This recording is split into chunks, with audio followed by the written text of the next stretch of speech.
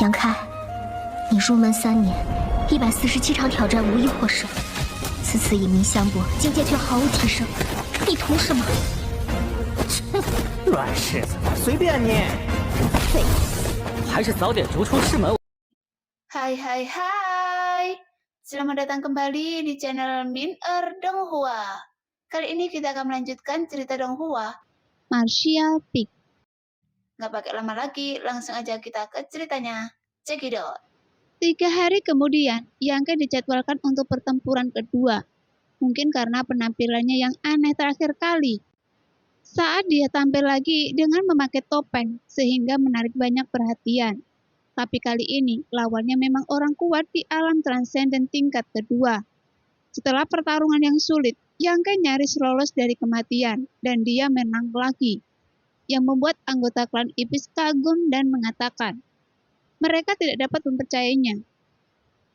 Karena pertarungan melintasi level yang berbeda adalah suatu prestasi yang hanya dapat dicapai oleh sedikit orang, terutama setelah mencapai alam transenden.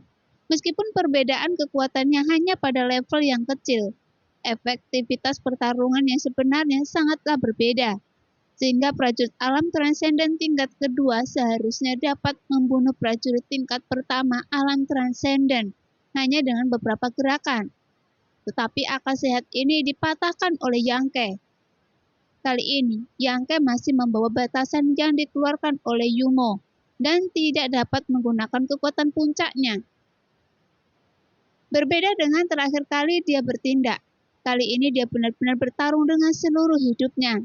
Dan dalam perjuangan hidup dan mati itu, dia merasa telah menyadari banyak hal dan dia merasa sedikit bahagia. Dia merasa bahwa pertarungan hidup dan mati seperti itu akan sangat bermanfaat bagi pertumbuhannya. Meskipun hatinya tidak terlalu menolak dengan cara bertarung ini, tapi dia juga menantikannya. Bagaimanapun juga merupakan kesempatan untuk mengasah diri. Lagi pula, pertumbuhan seorang pejuang bukan hanya tentang latihan keras di balik pintu tertutup. Tapi pertarungan hidup dan mati seringkali membawa manfaat yang lebih besar daripada latihan tertutup sendiri. Tentu saja, premisnya adalah bahwa seseorang dapat bertahan dalam pertempuran tersebut. Setelah memikirkan hal ini, Yangke terus mendesak Yumo untuk mengatur lawan yang lebih kuat untuknya. Sehingga Yumo juga cukup tercengang, dan cara dia memandang Yangke menjadi sedikit aneh, seolah-olah dia sedang melihat orang gila. Karena belum pernah ada prajurit asing yang ditangkap sebelumnya yang meminta untuk bertarung di arena kematian seperti Yangke. Namun Shirley sangat berpikiran terbuka, dan begitu Yangke bertanya, dia segera mulai membuat pengaturan untuknya.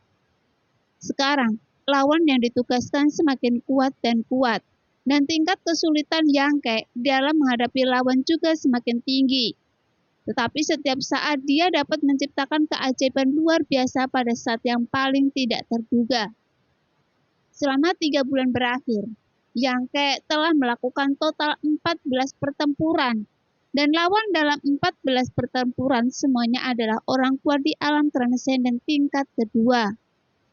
Adapun lawannya, mereka berasal dari ras manusia, ras monster, dan ras iblis. Dan mereka terlempar ke tempat ini dengan alasan yang berbeda. Mereka semua menjadi lawan Yangke yang kalah. Pada saat ini, Yangke memperoleh banyak hal. Tidak hanya pencerahan yang diperolehnya selama pertempuran hidup dan mati, tetapi juga pemahaman tentang seni bela diri langit dan bumi. Setelah melahap energi jiwa orang-orang tersebut, yang membuat pertumbuhannya sendiri sangat pesat. Dan dalam 3 bulan ini, Yangke juga secara tidak sengaja membuat namanya terkenal. Semua orang di kota pasir tahu bahwa Shirley memiliki manusia aneh yang mengenakan topeng, yang hanya berada di tingkat pertama dari budidaya alam transenden. Tetapi membunuh lebih dari selusin prajurit alam transenden tingkat kedua. Hasilnya, dia arena kematian, peluang menang Yangke berubah lagi dan lagi. Namun hal itu tetap tidak bisa menghentikan orang lain untuk bertaruh pada antusiasnya. Shirley adalah bankir, tentu saja dia tidak akan kehilangan uang dalam perjudian semacam ini. Tetapi tingkat pertumbuhan Yangke yang mengerikan membuatnya merasa ada yang tidak beres. Dia bisa melihat lebih baik dari siapapun bagaimana Yangke mencapai pertumbuhan penuh dalam pertempuran, di mana dia nyaris lolos dan keri kematian. Pada hari ini, seorang utusan datang menemui Shirley di istananya. Dia memasuki istana dan mengobrol panjang lebar dengan Shirley dan pergi dengan puas. 1 jam kemudian, Yangke dipanggil. Di ruang samping, Shirley sedang berbaring telentang, sehingga dadanya terlihat tegak ke atas, dan dia meletakkan tangannya di dagu, membuat pose yang sangat menggugah pikiran.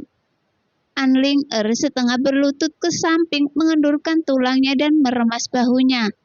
Ruangan itu dipenuhi dengan keharuman yang matang, yang membuat orang merasa rileks dan bahagia. Yumo membawa Yangke ke ruang samping dan menundukkan kepalanya ke samping, karena dia tidak berani menatap Shirley secara langsung. Yangke berdiri di tepi tempat tidur dupa dan memandangi tubuh indah Shirley dengan mata yang berbinar. Meskipun Jenderal Iblis ini memiliki hati yang seperti ular, namun tidak dapat dipungkiri bahwa tubuhnya sangat anggun. Terlebih lagi, dia sangat dewasa dan menawan. Berbeda dengan Anling yang masih muda, dan Yangke menyukai wanita yang dewasa. Namun wanita seperti itu berakibat fatal bagi pria manapun. Tapi seseorang sekuat Shirley mungkin tidak akan tergoda oleh pria manapun. Satu-satunya hal yang bisa membuatnya tergoda adalah kekuatan yang melampaui segalanya. Setelah menunggu lama, Shirley tiba-tiba berkata, "Gokyong baru saja mengirim seseorang ke sini." "Hah?" Yangke merutkan kening. "Berhubungan dengan saya?" "Ya, sepertinya Gokyong harus membunuh Anda." "Lalu, apa jawaban Anda?" Yangke memandangnya dengan dingin dan mengejek. "Anda tidak menjual saya, kan?" "Saya punya ide ini, tapi saya menolaknya," jawab Shirley sambil tersenyum. "Mengapa demikian?" tanya Yangke dengan penuh minat. "Karena dia adalah Gokyong." Shirley mencibir. "Saya tidak akan melakukan sesuatu sesuai keinginannya, namun utusan yang dia kirim punya proposal, dan saya setuju." Yangke tidak bertanya lagi dan hanya menunggu dia menceritakan detailnya. "Besok, Anda akan bertarung sampai mati dengan orang-orang yang dikirim oleh Gokyong di area pertandingan. Jika Anda menang, Anda akan dapat mengumpulkan uang tebusan Anda. Jika kalah, saya tidak akan punya apa-apa untuk dikatakan, termasuk nyawa Anda," ucap Shirley ringan. Yangke mengangkat alisnya dan terkekeh. "Orang yang dikirim oleh Gokyong tidak lemah, kan?" Shirley meliriknya dan berkata dengan santai, "Alam transenden tingkat ketiga." Mendengar ini, Yumo yang menundukkan kepalanya ke samping dan juga sedikit mengubah wajahnya. "Anda bergabung dengannya untuk membunuh saya?" Yangke menjeringnya tanpa rasa panik. "Dia memang ingin Anda mati, tapi saya juga ingin melihat di mana batas Anda." Wajah cantik Shirley sedikit dingin. "Jangan mengira saya tidak bisa melihatnya. Anda telah menyembunyikan kekuatan Anda dari awal hingga akhir. Sepertinya Anda memiliki banyak metode yang belum Anda gunakan." Yangke mengangkat baunya, tidak berkomitmen. "Jadi, saya menantikan penampilan Anda besok, tapi jangan mengecewakan saya." "Kalau begitu, cobalah saja dan lihat." Yangke menyeringai. Shirley mencibir lembut dan memerintahkan kepada Yumo, "Setelah melepaskan pengekangan pada Anda, saya ingin melihat apakah dia bisa bertahan hidup di bawah pasukan Gokyong." Yumo mengangguk sedikit dan melepaskan ledakan energi sejati, menghilangkan batasan yang telah menekan kekuatan Yangke.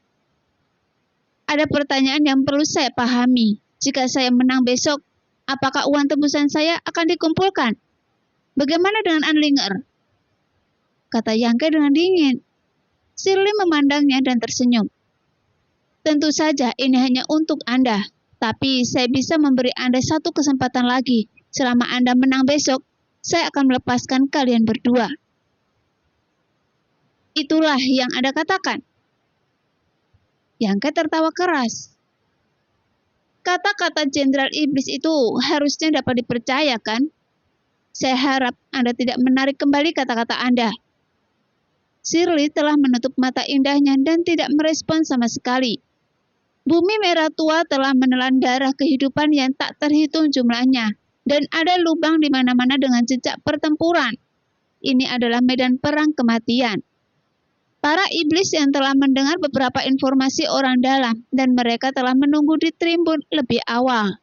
Setelah menikmati beberapa pertempuran yang cukup sengit, sampai mati seorang manusia bertopeng perlahan keluar dari terowongan bawah tanah. Dalam sekejap terdengar gelombang sorak-sorai. Dalam beberapa bulan terakhir, Yangke telah menghadirkan pertempuran yang mendebarkan dan menegangkan terhadap iblis-iblis ini, sehingga dia telah lama terkenal di kota pasir. Pertarungan hari ini antara Yangke dan master lainnya adalah pertarungan terakhir, karena ada rumor kalau lawannya kali ini akan berbeda dari masa lalu, dan akan menjadi orang kuat yang melampaui level ketiga. Sejak dibukanya arena kematian, belum pernah ada pertarungan dengan perbedaan alam sebesar ini. Bagaimanapun perbedaannya adalah dua level kecil. Namun bagi yang sudah menyaksikan lebih dari selusin pertarungan Yangke, mereka tetap berharap Yangke bisa menciptakan keajaiban lagi. Dan ini tidak ada hubungannya dengan kebencian antara ras. Hanya karena penampilan Yangke bisa membuat mata mereka berbinar, mood mereka naik turun dan mereka bersemangat. Apakah ini anak manusia yang telah memenangkan lebih dari selusin pertandingan berturut-turut di arena kematian? Dan dia hampir bertahan setiap saat. Di tribun, seorang pria kuat yang masuki alam suci menyipitkan matanya, seperti elang, dan berkata dalam suara yang dalam. Jelas dia bertanya pada orang yang di sebelahnya. Iya, Tuan Feng Bio, penampilannya memang sangat bagus. Bahkan banyak murid elit klan iblis kita bahkan tidak 1% pun sebaik dia. Setelah hari ini, dia akan menjadi mayat. Feng Bio mendengus dingin, menatap wajahnya seolah dia tidak ingin Yangke terus hidup. Tuanku, apa yang Anda katakan? Bagaimanapun juga, lawannya berbeda dari yang sebelumnya. Pria itu mengangguk berulang kali, tiba-tiba menjadi sedikit khawatir, dan berbisik. Tapi Tuan, bagaimanapun dia dilatih oleh Nona Shirley. Jika dia dibunuh, Nona Shirley yang akan menyalahkan kita. Dia tidak akan melakukannya. Feng Bio perlahan menggelengkan kepalanya. Apa yang terjadi kali ini diperintahkan oleh Tuan Go Qiong. Saya juga pergi ke istana Shirley kemarin dan mendiskusikannya dengannya. Jadi dia tidak akan menyalahkan kita. Ketika pria itu mendengar ini, dia tiba-tiba menunjukkan ekspresi terkejut. Saya tidak tahu mengapa Tuan Go Qiong begitu tertarik pada manusia ini. Bagaimanapun putra Go Qiong diselamatkan oleh Yangke dan hanya sedikit orang yang mengetahui cerita di dalamnya. Dan Feng Bio dikirim untuk menangani masalah ini dan itu juga dirahasiakan. Jadi orang ini sedikit bingung dengan keseluruhan cerita. Meskipun Shirley tidak berhubungan baik dengan Go Qiong, tapi dia tidak akan bosan dengan menyebarkan berita seperti itu untuk menekan Go Qiong. Dia hanya akan melawan Go Qiong dengan pedang dan senjata sungguhan. Tuan, Yumo ada di sini. Pria itu tiba-tiba berbisik. Feng Bio menyipitkan matanya dan melihat ke samping. Tepat pada saat Yumo terbang dari jarak dekat dengan senyuman di wajahnya. Setelah mendarat, dia duduk begitu saja di sampingnya. Keduanya adalah pria kuat yang telah mencapai kesucian tingkat pertama. Mereka adalah milik dua jenderal iblis yang tidak menyukai satu sama lain. Jadi hubungan di antara mereka secara alami tidak terlalu baik. Begitu mata mereka bertemu, muncul rasa tidak setuju di wajah mereka. Yumo, lama tidak bertemu. Feng Bio menyapa dengan wajah dingin. Yumo tersenyum lebar. Feng Bio, saya sudah lama tidak bertemu dengan Anda, tapi saya masih marah saat melihat Anda. Saya harap kali ini saya bisa membunuh Anda. Begitu pula dengan saya. Feng Biao mengangguk ringan, kemudian energi nyata mengalir ke seluruh tubuhnya secara perlahan dengan mata seperti ular berbisa, dan terus mengawasi Yumo. Yumo mengerutkan bibirnya dan berkata, "Tapi, saya datang ke sini bukan untuk bertengkar dengan Anda. Saya hanya ingin menanyakan sesuatu pada Anda." "Kata-kata apa?" Yumo mencibir. "Melihat Anda, tampaknya Anda sangat percaya diri dalam pertarungan hari ini," kata Feng Biao dengan dingin. "Hah? Anda bertanya, padahal Anda mengetahuinya." Yumo mencibir lagi. "Ada aturan perjudian arena kematian di Sanceng. Karena Anda begitu percaya diri, sudahkah Anda bertaruh? Saat pertarungan di sana selesai, Anda masih bisa menghasilkan banyak uang. Apakah Anda perlu mengingatkan saya tentang ini?" Feng Biao tampak tidak senang. "Saya telah mempertaruhkan 200.000 batu kristal." Yumo mendesis dan berkata dengan heran. "Seperti yang diharapkan dari Feng Biao, sungguh hebat. Anda ingin menghasilkan banyak uang di Sanceng saya." "Tidak bisa menerimanya." Feng Biao tersenyum menghina. "Jika Anda tidak bisa menerimanya, saya bisa menariknya selama Anda, Yumo, menunjukkan kesopanan Anda kepada saya di depan semua orang." "Saya hanya bercanda. Sejak Sanceng memulai bisnis ini, berapapun jumlahnya, Anda harus memakannya. Saya hanya ingin mengatakan bahwa peluangnya jarang. Mengapa tidak bermain lebih besar?" Yumo menatap Feng Biao dengan tampilan yang menarik. Feng Biao tampak tegas dan berkata dengan suara yang dalam, "Apakah Anda ingin menjadi lebih serius?" "Ya, Anda bisa menjaminkan semua milik Anda. Saya ingat Anda punya banyak harta rahasia, kan?" Feng Biao mengerutkan kening, memandang Yumo dengan curiga dan berkata dengan dingin, "Melihat Anda, tampaknya Anda sangat percaya diri pada manusia itu. Entahlah, mungkin dia menang, mungkin kalah. Pembagiannya 50-50. Karena ini taruhan, itu tergantung keberanian Anda." Yumo tampak penuh semangat dan terus memprovokasi Feng Biao dengan serius. Mendengar itu, Feng Biao menatapnya dalam-dalam, meskipun dia tahu bahwa pria yang tidak cocok dengannya ini sedang memprovokasinya, tapi dia masih tidak bisa mengendalikan amarahnya dan mengangguk. "Oke, saya akan mempertaruhkan semua harta rahasia saya." Dengan mengatakan itu, dia mengulurkan tangannya, dan sepotong batu besi harta karun dengan lingkaran cahaya yang mengalir, tombak yang memancarkan fluktuasi energi yang mengejutkan, dan penguasa hitam pekat muncul di tangannya, dan menyerahkannya kepada Yumo. Ketiga item ini semuanya adalah harta rahasia tingkat suci, dan masing-masing dari mereka tidak ternilai harganya. Jika ketiga item yang dijumlahkan, maka memiliki nilai yang tak terukur. Bagaimanapun, itu adalah harta rahasia Feng Biao yang paling terpercaya dan paling sering digunakan dalam pertempuran. Setelah menyerahkan 3 harta suci, Feng Biao bahkan melepas tas Qian Kun dari pinggangnya, menyerahkan 1 kepada Yumo, dan mencibir. "Jika Anda ingin bermain, mainkan lebih teliti. Bagaimana menurut Anda?" Mata Yumo bergerak-gerak. Dia menerimanya sambil tersenyum, berbalik dan pergi tanpa berbicara omong kosong. Namun Feng Biao tidak menghentikannya, apalagi memintanya untuk membuat perjanjian tertulis.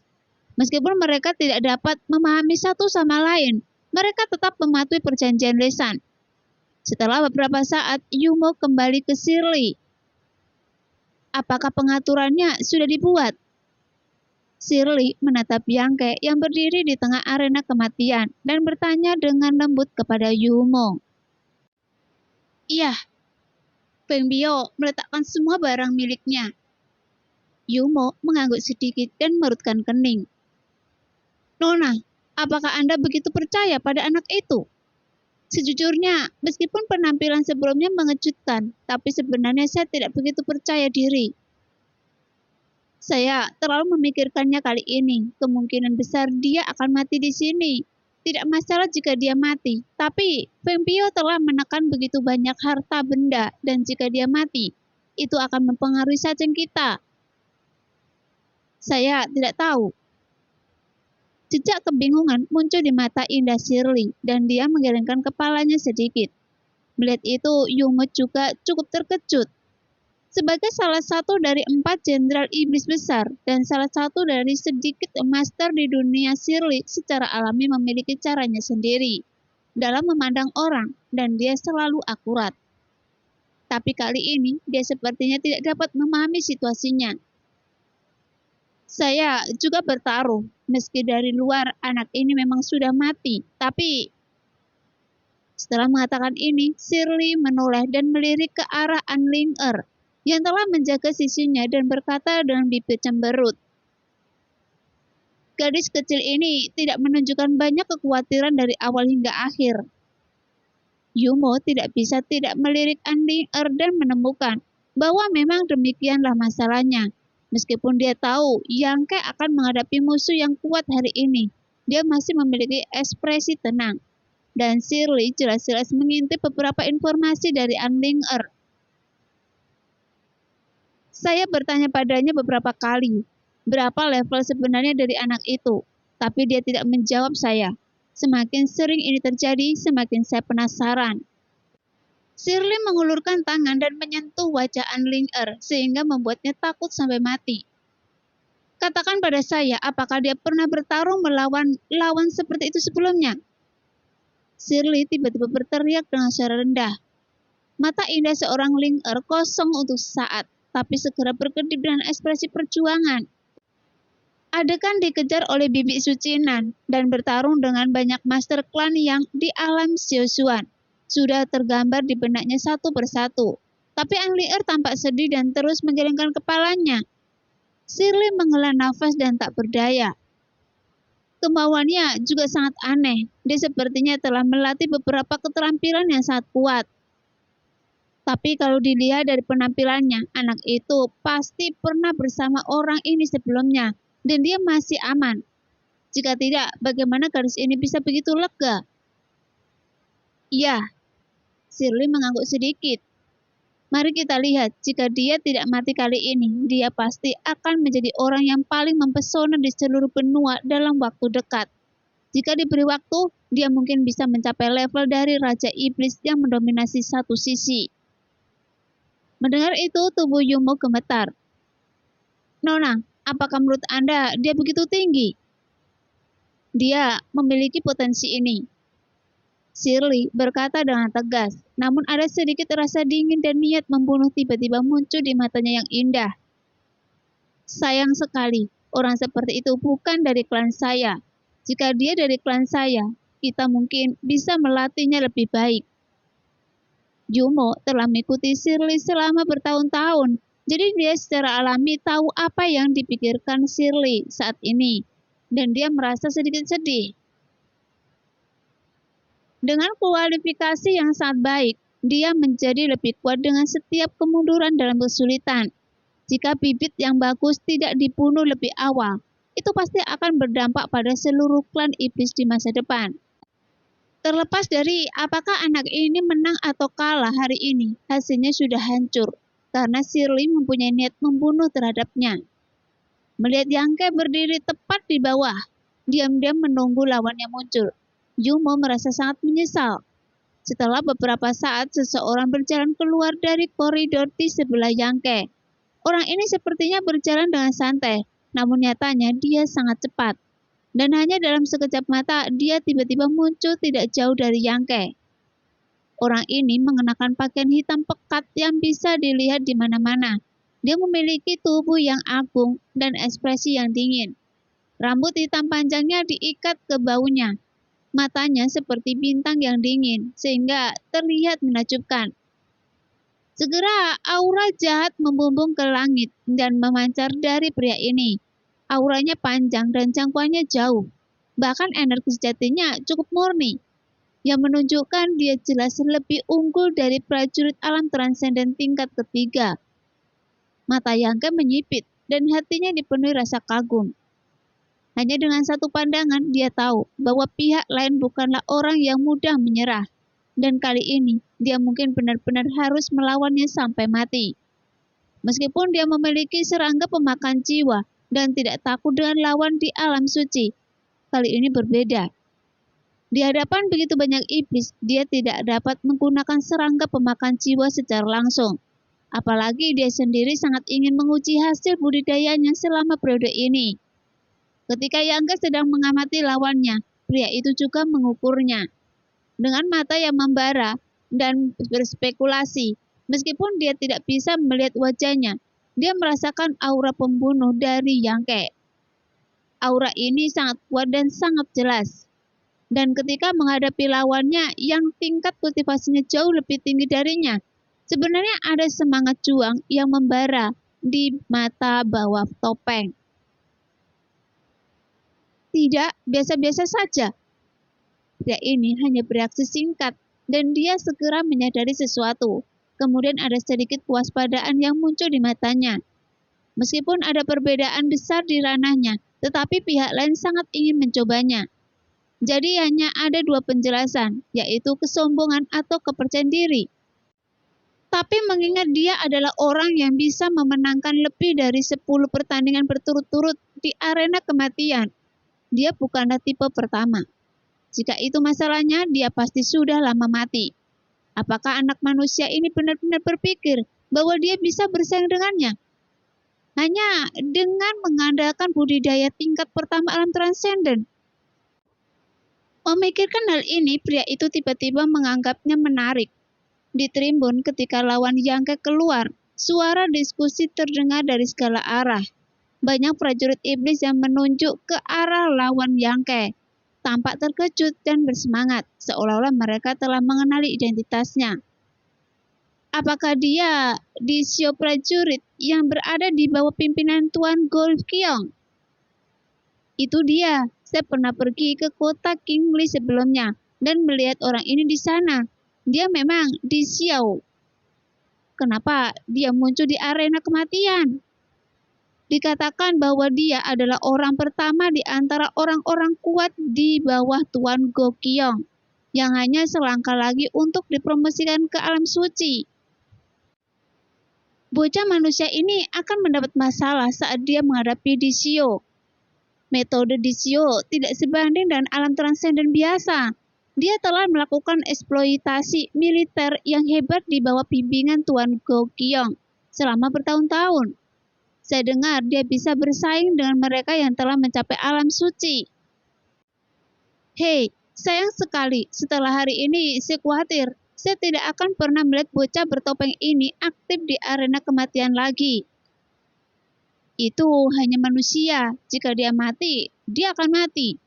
Mari kita lihat bagaimana Disio membunuhnya. Anak ini sudah lama merajalela. Apakah menurutnya klan iblis kita tidak punya siapa-siapa lagi? Tidak buruk, meskipun saya lebih menyukainya. Dia adalah manusia. Sebuah bisikan datang dari mana-mana dan Yangke mengangkat alisnya.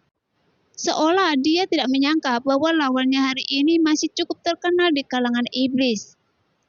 Golkiong mengirimnya untuk menanganinya, dan dia jelas menanggapi masalah ini dengan sangat serius. Namun Disio tiba-tiba menyeringai. Teman, meskipun kita berbeda ras, saya dengar Anda telah mengalahkan lebih dari selusin orang kuat di alam transenden tingkat kedua, dan Anda selalu lolos dari kematian. Dan saya sangat mengagumi orang-orang seperti Anda. Jika memungkinkan, saya ingin berteman dengan Anda. Tetapi saya telah diperintahkan oleh Tuan Golkiong untuk mengambil nyawa Anda kali ini. Jadi jangan salahkan saya nanti. Mendengar itu, alis Yangke bergerak dan dia tetap diam. Kalau begitu, ayo kita mulai. Disio mengepakkan tinjunya sedikit dan begitu dia selesai berbicara, dia menghilang seperti hantu. Yang membuat ekspresi Yangke tiba-tiba berubah. Kemudian dia cepat mundur dari tempat dia berada. Dalam sekejap dia berada lebih dari 10 kaki jauhnya. Tinjunya terkepal dan energi sejatinya menyembur keluar, terbanting ke bawah. Kasar dan langsung kekuatan penghancurnya mencapai tanah. Tuar!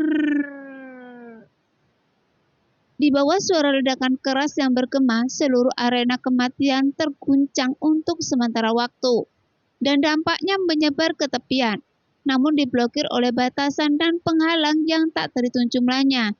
Kemudian sebuah lubang besar dengan kedalaman lebih dari 10 kaki muncul dalam sekejap. Dari lubang besar itu, sinar cahaya dingin berkedip-kedip seolah mengoyak ruang. Setelah melewati rintangan jarak, dia tiba di dada Yangke dalam sekejap. Darah berceceran dan Yangke mengerang mundur beberapa langkah dan melihat ke depan dengan ekspresi serius. Sekarang, ada luka sebesar di dadanya, dan darah mengalir keluar, tiba-tiba menodai pakaiannya menjadi merah. Namun seruan datang dari segala arah dan mata banyak orang berkilat ngeri. Dikejutkan oleh kekuatan tirani Dishio. Bagaimanapun itu terlalu cepat, dan Yangke tidak tahu teknik gerakan apa yang digunakan lawannya. Dia menghilang tepat di depan mata semua orang, melarikan diri ke tanah. Pukulan santai itu seperti kilat tidak bisa dihancurkan, dan Yangke dipukul sebelum dia bisa bereaksi.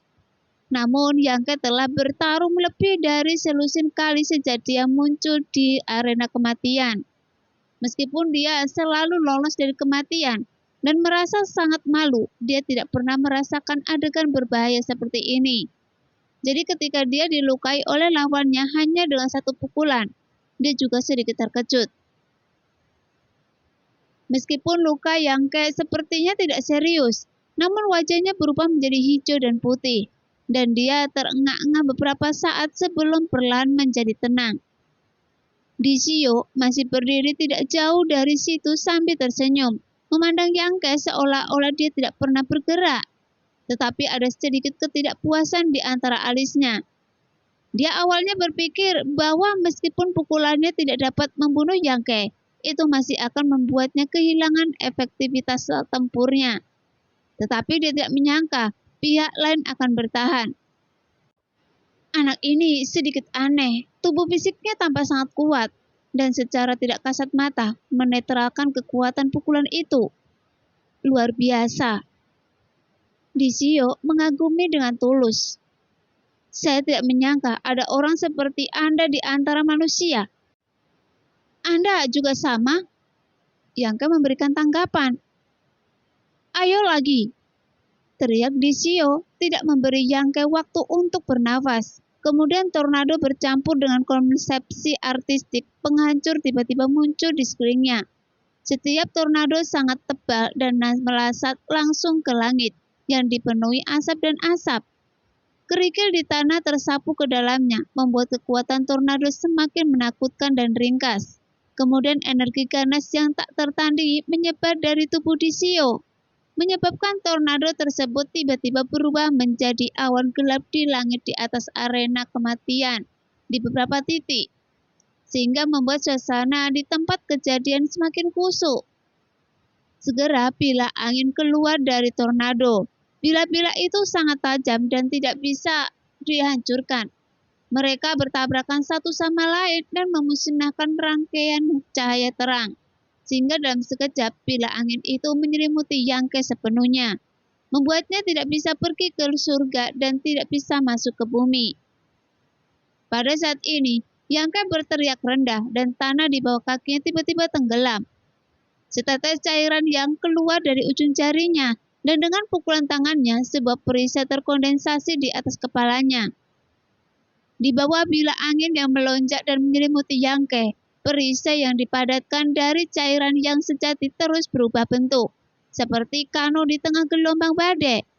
Dan saat Yangke dalam bahaya kehancuran kapan saja, perisai itu selalu bertahan dan melindungi Yangke, sehingga dia tidak terluka oleh bila angin itu. Melihat pemandangan itu, para anggota ras iblis di tribun semuanya terkejut dan berseru. Bagaimanapun, Yangke hanya memiliki tingkat kultivasi alam transenden tingkat pertama, tetapi dia dapat bertahan di bawah serangan Dishio yang berada di tingkat ketiga alam transenden, tanpa menunjukkan tanda-tanda kegagalan. Lagi pula, Dishio bukanlah anggota klan iblis biasa. Dia adalah seorang jenderal di bawah pimpinan Gokyong. Dia hampir bisa dikatakan sebagai orang pertama di seluruh klan iblis yang akan mencapai alam suci. Sehingga banyak orang kuat yang tak terhitung jumlahnya telah mati di tangannya, dan dia juga dilatih oleh Go Kyong dan diandalkan sebagai tangan kanannya di masa depan. Jadi status dan kekuatannya tidak sebanding dengan alam transenden biasa. Bahkan di Tribun, para prajurit iblis itu bisa merasakan teror kekuatan di Shio. Tapi kekuatan sekuat itu tidak dapat menembus pertahanan perisai energi sejati Yangke yang jelas tidak terduga. Tuan, dia benar-benar masih memiliki potensi untuk disadap. Mata Yumo berbinar dan dia berbisik. Dalam pertempuran sebelumnya, dia tidak menggunakan semua metodenya. Mata indah Shirley tampak seram dan dia berkata dengan dingin. Dengan energi sejatinya saja, dia dapat menahan serangan di Shio. Terlihat bahwa kekayaan dan kemurnian energi sejatinya tidak kalah dengan di Shio sama sekali. Orang ini tidak buruk, dia benar-benar baik. Para prajurit di sekitar Shirley juga memperhatikan dengan terkejut. Hanya saja saat ini An Ling-er tampak sedih dan khawatir. Meskipun Shirley memuji Yangke karena kekuatannya yang sangat bagus, tapi dia bisa mendengar ketakutan wanita itu. Karena semakin menarik perhatian penampilan Yangke kali ini, dia semakin bertekad untuk membunuh Yangke. Jadi jika Yangke tidak dikalahkan oleh Shio, dia akan tetap mati. Oleh karena itu tidak peduli apa situasinya, situasi Yangke cukup berbahaya. Ini menarik. Shio memandang Yangke yang menahan serangannya tidak jauh, namun dia tidak terkejut tapi senang. Dia awalnya merasa bahwa Go Kyong mengirimnya untuk membunuh anak manusia seperti itu yang benar-benar terlalu berkualifikasi dan kurang motivasi. Baru setelah dia datang ke Sancheng dan mendengar tentang berbagai pencapaian Yangke, dia merasa bahwa orang seperti itu layak untuk diambil tindakan. Hanya karena itu sepadan, dia sebenarnya tidak terlalu memperhatikan Yangke. Namun sekarang saat mengetahui bahwa bocah manusia ini mampu bertarung, Shio langsung menjadi bersemangat. Bagaimanapun dia adalah tipe orang yang sangat menikmati pertarungan, bersemangat untuk mendapatkan baptisan darah, dan senang melihat lawannya melawan dengan keras kepala, tetapi berjuang tanpa daya. Nah, demikianlah cerita hari ini. Terima kasih yang sudah menonton video Min-er sampai selesai. Sampai jumpa di video selanjutnya. Bye-bye.